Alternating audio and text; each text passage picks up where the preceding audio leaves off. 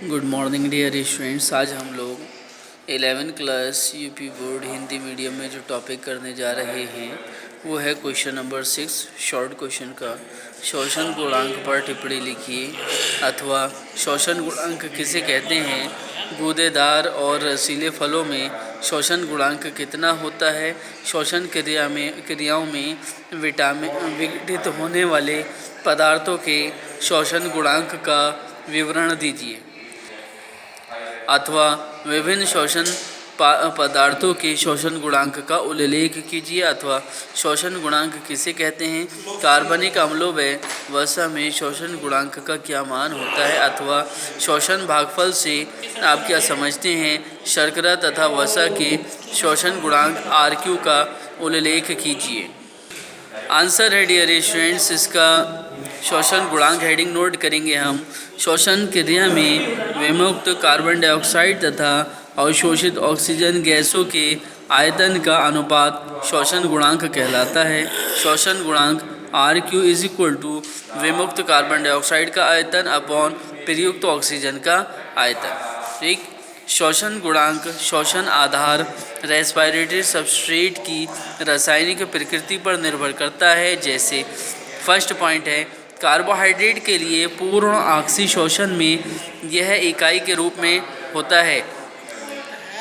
गेहूं में कार्बोहाइड्रेट्स प्रचुर मात्रा में होता है। C6H12O6 plus 6O2 is equal to 6CO2, ये गैस है उड़ जाएगी, plus 6H2O। RQ is equal to 6/6 is equal to 1। अतः शोषण गुणांक 1 होगा। वसा तथा प्रोटीन के लिए यह 1 से कम 0.7 से 0.9 तक होता है। तिलहन वसा के स्रोत हैं, अतः इनका शोषण भागफल 1 से कम होगा। कार्बनिक अम्ल के लिए यह 1 इकाई से अधिक 1.3 से 4 तक होता है। नागफनी में कार्बोहाइड्रेट्स का अपूर्ण ऑक्सीकरण होता है। कार्बन डाइऑक्साइड के मुक्त न होने के कारण इनका RQ 0 होता है। शोषण गुणांक का मापन गैनॉन शोषण मापी द्वारा किया जाता है। अगला क्वेश्चन है, इलेक्ट्रॉन परिवहन तंत्र का वर्णन कीजिए। उत्तर है, इलेक्ट्रॉन परिवहन तंत्र ऑक्सीकरण शोषण की प्रक्रिया में आधारी पदार्थ सबस्ट्रेट से मुक्त हुए H+ आयन तथा इलेक्ट्रॉन सीधे ही ऑक्सीजन से अभिक्रिया नहीं करते। इनका अंतिम ऑक्सीजन ग्राही तो ऑक्सीजन है ही होता है, लेकिन इससे पहले यह H+ तथा इलेक्ट्रॉन NAD+ तथा FAD अणुओं को अपचयित कर NADH तथा FADH2 का निर्माण करते हैं।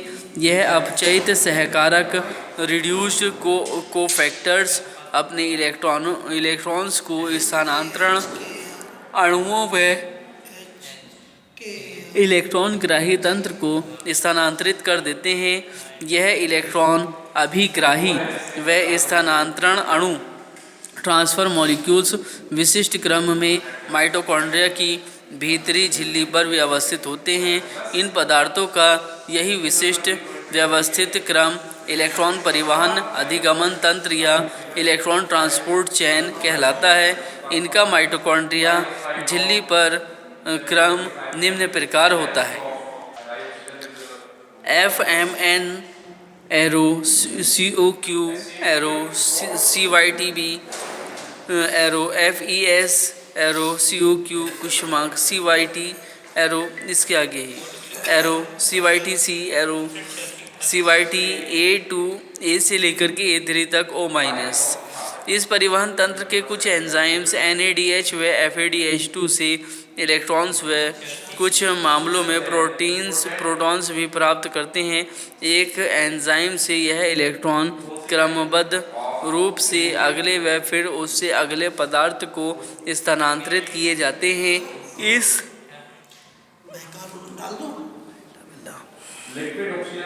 इस श्रृंखला के अंत में इलेक्ट्रॉन तथा प्रोटॉन ऑक्सीजन द्वारा ग्रहण कर लिए जाते हैं। परिणाम स्वरूप जल का निर्माण होता है। स्थानांतरण के प्रत्येक पद पर इलेक्ट्रॉन ग्राही की इलेक्ट्रॉन बंधुता इलेक्ट्रॉन दाता से अधिक होती है।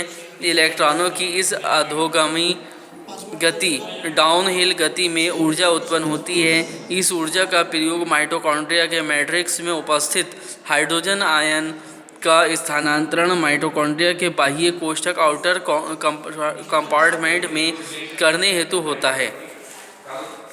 फलस्वरूप बाह्य कोष्ठक में प्रोटॉन्स H+ आयन का सांद्रण बढ़ जाता है। यह प्रोटॉन्स अब प्रोटॉन सांद्रण प्रवणता के कारण बाह्य कोष्ठ से मैट्रिक्स की ओर गति करते हैं। प्रोटॉन्स की इस वापसी में मुक्त हुई ऊर्जा F0 से लेकर F1 कणों पर ATP सिंथेटेज एंजाइम की मदद से ATP का निर्माण में प्रयुक्त होती है।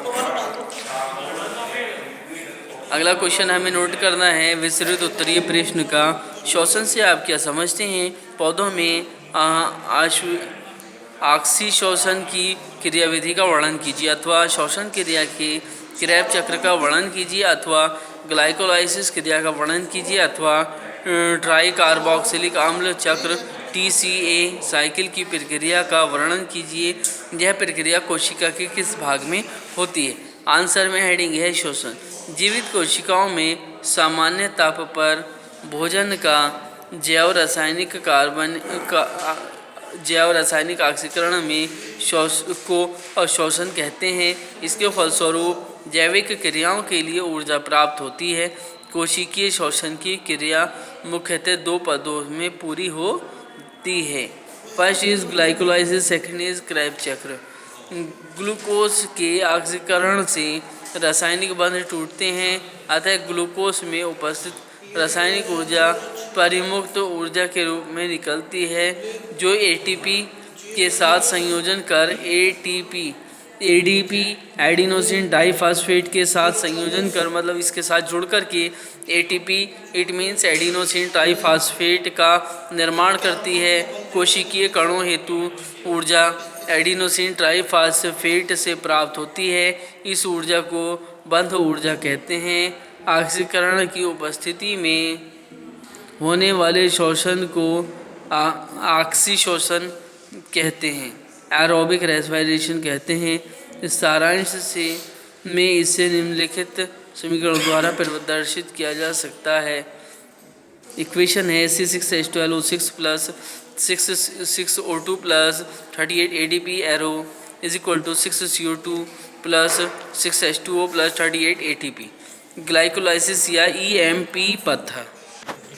देखिए, ऑक्सी तथा अनाक्सी कोशिकीय श्वसन दोनों ही प्रकार के श्वसन की क्रिया आरंभ में एक ही प्रकार से होती है। इस क्रिया में ऑक्सीकरण की आवश्यकता नहीं होती, ऑक्सीजन की आवश्यकता नहीं होती है तथा ग्लूकोज का विघटन पायरुविक अम्ल में हो जाता है। यह क्रिया ग्लाइकोलाइसिस या EMP पथ कहलाती है। यह क्रिया कोशिका द्रव्य में होती है तथा इसमें ग्लूकोज के अपघटन से पायरुविक अम्ल के 2 अणु प्राप्त होते हैं। इस क्रिया में 2 अणु ATP काम में आते हैं, किंतु 4 ATP अणु प्राप्त होते हैं, अर्थात 2 ATP अणु का लाभ होता है। 2H+ भी